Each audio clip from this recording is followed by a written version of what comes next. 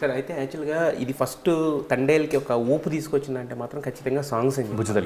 బుజ్జి తల్లి కానీ 3 songs release అవడమే వెళ్ళిపోయినాయి డైరెక్ట్గా. ఒక ఈ శివపార్వతుల సాంగ్ అయితే ఒక వైబ్, తర్వాత హైలెస్ అయితే కనుక రీల్స్లో మొత్తం అందరూ నడువులు నిలగొట్టుకున్నా తీసుకొచ్చింది. అంటే మొత్తం ఒక తండేల్కి ఒక ఊపుని తీసుకొచ్చినాయి కదా. బట్ మాకేమనిపించింది అంటే సినిమాలో ఫస్ట్ హాఫ్లోనే 3 సాంగ్స్ అయిపోయినాయి.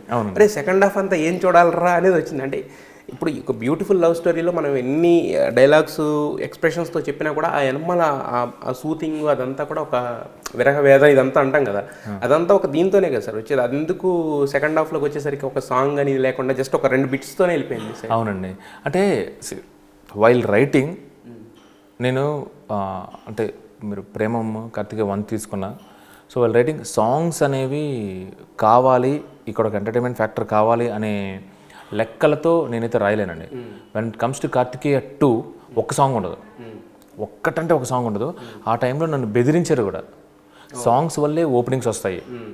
సాంగ్ ఒక సాంగ్ అంటే ఇప్పుడు ఉప్పెంతో చాలా దాంతో నన్ను కంపేర్ చేశారనమాట.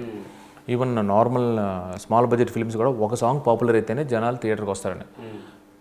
రిలీజ్ చేయడానికి ఒక సాంగ్ కూడా లేదు కార్తికేయ 2. బట్ నా గట్ ఫీలింగ్ ఏంటంటే సాంగ్స్ ఉండాలి అనే దాని మీద ఒకసారి చిన్న తప్పిదం జరిగింది.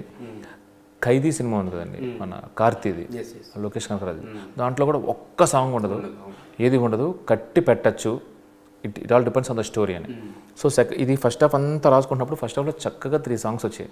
While riding the second half నన్ను నిజంగా అడిగారు, మధ్యలో పాట పెడదాం, అది పెడదాం, ఇది పెడదాం. నేను కావస్తే స్టోరీ ఏదైతే నడుస్తుందో ఆ స్టోరీ మీద దేవి గారిని అడిగి దానిని లిరిక్స్ రూపంలో మాటల రూపంలో పెడదాం, కానీ సాంగ్ అయితే పెట్టనండి అని చెప్పాను.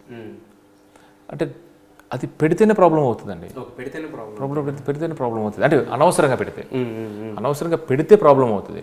అండ్ మా దాంట్లో ఇప్పుడు కిసిక్ సాంగ్ కానీ ఫీలింగ్ సాంగ్ కానీ పెట్టలేను. జనాల ఏదైనా టోన్ ఆఫ్ ద మూవీ మీరు ఇప్పుడు చూసారంటే నన్ను ఎంతమంది అడిగినప్పుడు సెకండ్ హాఫ్లో సాంగ్స్ లేవేంటి అనే ఫీలింగే లేదండి. ఎందుకంటే త్రూ అవుట్ వాళ్ళు ఇంతకుముందు ఏదైతే హ్యాపీయర్ వెర్షన్లో ఉన్నారో ఆ వెర్షన్స్ అంతా ఇప్పుడు సాడ్ వెర్షన్లో కానీ ఏ వెర్షన్లో కానీ కొంచెం మ్యూజికల్ ట్రీట్మెంట్తో వెళ్ళిపోయిందండి సెకండ్ హాఫ్. ఓకే.